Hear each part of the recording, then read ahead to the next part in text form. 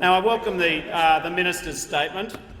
There was nothing particularly wrong with his speech, and I accept the Minister and also the member for McPherson at the table do have the very best of personal intentions when it comes to science.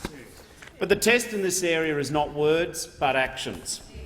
When it comes to science, there is only one party in this parliament which is truly committed to match its words with actions, the Australian Labor Party.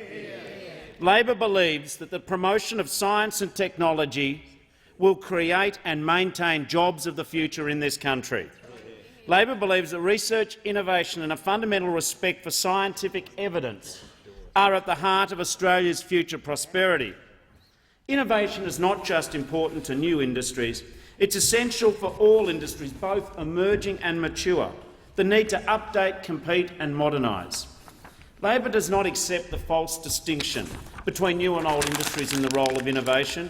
We believe innovation is the lifeblood of future prosperity. That's why it is front and centre of our economic plans and programs for the future. We believe Australia should be a science nation, competing with the rest of the world and winning because we share a national commitment to science. And Australia nourishing the intellect of our people to build a smarter, more creative and more agile economy. Mr Deputy Speaker, science gives us a new and better sense of ourselves, new energy, new spirit, a new concept of our place in the world and our future. Science demands that we are self-critical, dissatisfied with the status quo, intent instead on moving towards a more prosperous future. Science is the enemy of dogma and it is an instrument of progress. Science lifts living standards and it frees us from ideology. Science will develop faster, more accurate and less invasive ways of diagnosing patients and of treating them. Science will redefine the very cities we live in, the way we work, learn, farm and live. Science will unlock future sources of energy and design new forms of communication. Science will reveal things about our planet's past that will change the way we understand our world and our universe. And above all, science and technology will be the difference between Australians designing, refining, operating and maintaining the machines of the future or being replaced by them.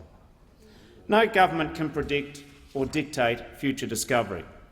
Instead, the parliament's responsibility is to foster a culture of ideas and of inquiry to respect learning and knowledge.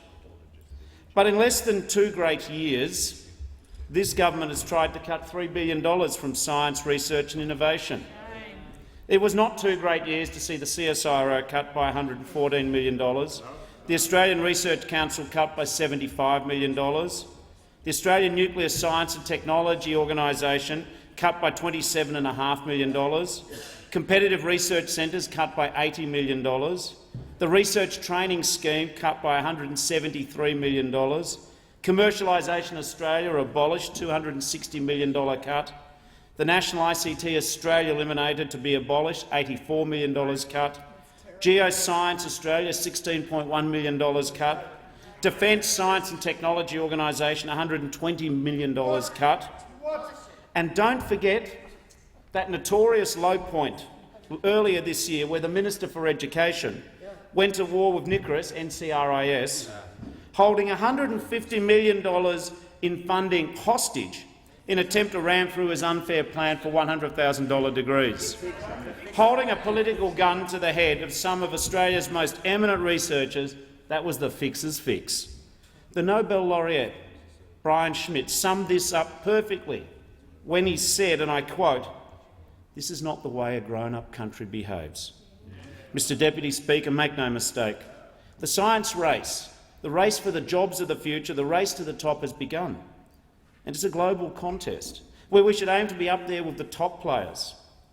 Some might argue, given Australia is a relatively small player, why do research here at all? Let's just import all the technology we need in the future. The answer, though, is that Australia must be able to continue to produce the brilliant discoveries and technologies that directly benefit us. And we must be able to adapt research done overseas. It is only countries with a strong research base that can effectively import science, build on it and adapt it for their own purposes. This is why we have set a great national goal, aspiring together government, universities, research centres and industry to dedicate 3% of our national GDP to research and development by the end of the next decade. Mr Deputy Speaker, 3 in every 4 of the world's fastest-growing occupations require STEM skills and knowledge. In the United States, 60% of their 2020 workforce will require skills held by just 20% of their current workforce. Australia is better placed, but not much better. In classrooms today, about 40% of our teachers teaching science and maths to Australian students between years 7 and 10 do not have a tertiary qualification in that discipline. In our schools, participation in science subjects has fallen to the lowest levels in 20 years, and maths and science literacy has fallen over the past decade. Just as importantly, countries in our region continue to improve their results. The world is not waiting for Australia. It never has. We need to lift our game. We need a new cooperative engagement with science, research and innovation. This is why Labor will work to ensure every school teaches coding, computational thinking.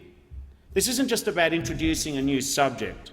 It isn't about, as the Prime Minister said, making 11-year-olds go out to work, and a particularly famous answer he gave to a question about coding. It's about giving the next generation of Australians a whole new mindset and skill set. And Labor will support better training for 25,000 current science, technology, engineering and maths teachers, because we want our hard-working teachers to have the skills and the confidence to help more students fall in love with science. We will create 25,000 new scholarships for STEM graduates to become great teachers, because we believe in what Chief Scientist Ian Chubb calls sending the elevator back down, helping the next generation up. We will write off the student debts of 100,000 science, technology, engineering and maths students upon graduation, to encourage more Australians, particularly women, to have the opportunity to study, work and teach in these fields. And Labor's commitment to science travels right along the line: research, concept, discovery and product. It is true that Australia excels at discovery. In medical research, for example, we account for 1% of the world's expenditure, but produce 3% of the world's output. Despite this success, we are second last in the OECD when it comes to research collaboration for small and medium enterprises, and we are last for large firms. We need to work together to bridge the divide between what our scientists discover and what our businesses use. We need to stop good ideas, unfulfilled breakthroughs and frustrated innovators falling into a void, or even worse, heading overseas. This means helping our businesses harness good ideas and supporting our scientists to develop and deliver more of them. Labor will create a $500 million smart investment fund based on the proven success of the former Innovation Investment Fund. And we will establish a partial guarantee scheme, start-up microfinance, to encourage crowdfunding for new innovators. We want to ensure great Australian ideas are born here, grow up here and create jobs here. In the 21st century, I believe that Australia can be a society of lifelong learning and innovation. With our remarkable open democratic culture and livable cities, we can be the new research centre of our region, the start-up capital of Asia, the science capital of the Asia-Pacific. It is time for us to seize this opportunity. Now, science cannot be shunted away in one department or viewed as a boutique industry for a niche market or an add-on to a title halfway through the first term of a government. Science needs a minister and a government that understands it is the engine of productivity and jobs growth across all current, existing and future industries. Science will be at the centre of a Labor government, not just in words but in actions. Each year a Labor government that I lead will hold a cabinet meeting in cooperation with the Chief Scientist, the Commonwealth Science Council, the Australian Academy of Science and other relevant science sector representatives. We will break down the idea of an ivory tower. We will bring the cabinet down from the hill and together with scientists really listen to each other and work with each other. Mr Deputy Speaker, whether we recognise it or not, science already pervades every aspect of our lives, every industry, every activity. We cannot separate the things we dig out of the ground from science. Our resources sector is successful because it values and utilises science. In the future, this interdependence of science with everything we rely on will continue to grow.